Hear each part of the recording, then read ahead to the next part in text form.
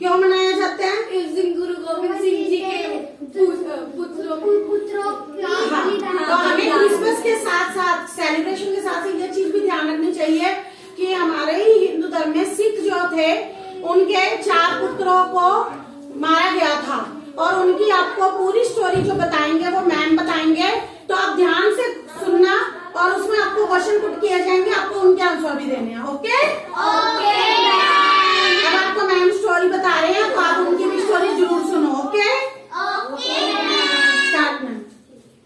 मेरे प्यारे बच्चों, क्या आपको पता है कि हमारे इतिहास में क्या क्या हुआ है? No ma'am. आपको इस बारे में मैं बता रही हूँ, ठीक है।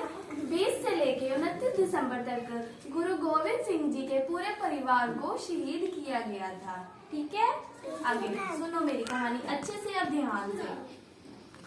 जब गुरु गोविंद सिंह जी के किले पर वजीर खान ने आक्रमण किया तो गुरु गोविंद सिंह जी को अपना किला छोड़कर किसी और नदी पर जाकर सहारा लेना पड़ा। वो सारे अपने परिवार को लेकर सरसा नदी को जब पार कर रहे थे तो उनका सारा परिवार उस नदी पर बिछड़ गया। गुरु गोविंद सिंह जी और उनके सैनिक और उनके 2 बड़े पुत्र एक तरफ बिछड़ गए और उनके माता और उनके 2 साहबजादे एक तरफ बिछड़ गए। उनके साथ ना तो कोई सैनिक था और ना ही कोई सहारा जिसके सहारे वो अपने परिवार को दोबारा से मिल सके। फिर गुरु गोविंद सिंह जी के घर पर उन्हीं के घर के काम करने वाला गंगू दास गुरु गोविंद सिंह जी की माता को मिला, जो कि उन्हें ये दिलासा दिला रहा था कि आप मेरे घर में आकर ठहरो और मैं आपके पुत्र से आपका दोबारा से मिलाप करवा दूंगा। पर उन्हें ये संदेश बिल्कुल भी नहीं था कि गंगू दास वजीर खां के साथ मिला हुआ था। वो उनके संघर्ष के लिए उनको दोबारा से प्रेरित कर रहा था। गंगू दास ने वजीर खां को सूचना दी कि गुरु गोविंद सिंह जी की माता और उनके 2 साहबजादे मेरे घर पर ठहरे हुए हैं। वजीर खां अपने सैनिकों के साथ गंगू दास के घर आया और माता गुजरी और उनके 2 पुत्रों को गिरफ्तार कर अपनी हवेली में महल में ले गया। वजीर खान ने माता गुजरी को अमृतसर के ठंडे बुर्ज में हितों के ठंड में पूरी रात ठहरने को मजबूर किया और उन्हें रखा। सुबह होते ही वजीर खान ने गुरु गोविंद सिंह जी के छोटे पुत्रों को अपने महल में हाँ जी कहा कि अगर तुम दोनों हमारे धर्म को इस्लाम कबूल कर लोगे तो तुम दोनों को और तुम्हारी दादी को छोड़ दिया जाएगा। परंतु दोनों साहबजादे अपने दादाजी की कुर्बानी को व्यर्थ नहीं जाने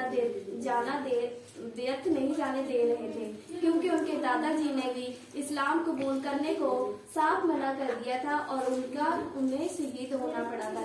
इसीलिए वो अपने दादाजी की कुर्बानी को व्यर्थ नहीं जाना दे रहे थे और उन्होंने भी इस्लाम कबूल नहीं किया। वजीर खां को बहुत ही गुस्सा आया और उसने बार बार उन दोनों साहबजादों को यही प्रश्न पूछा, पर वो अपने निर्णय पर अटल रहे।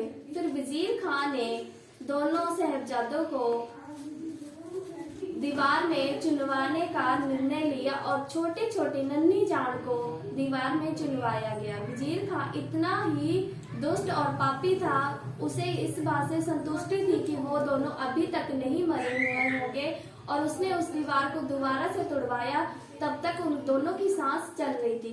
फिर उसने कसाईयों को बुलाकर उन दोनों का गला काट दिया और वो दोनों की मृत्यु हो गई। उधर दूसरी तरफ माता गुजरी जी ठंडे बुर्ज में टूटी हुई, वहीं पर उनका निधन हो गया और गुरु गोविंद सिंह जी को वजीर खान ने भी मरवा दिया गया। उन्हें तीर से जख्मी किया गया और उनके 2 बड़े पुत्रों को भी युद्ध में मारा गया। इसी तरह गुरु गोविंद जी का सारा परिवार ही इस ठंड में शहीद हो गया। अब आप कुछ भी पूछना चाहते हो तो मुझसे पूछ सकते हो।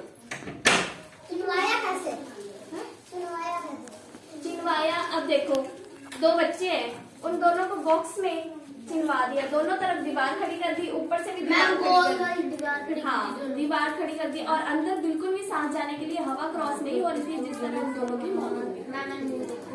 देखिए जो सभी अपने अपने हाथ ज्वाइन करो और जयकारा लगाओ। जो बोले सोनिया,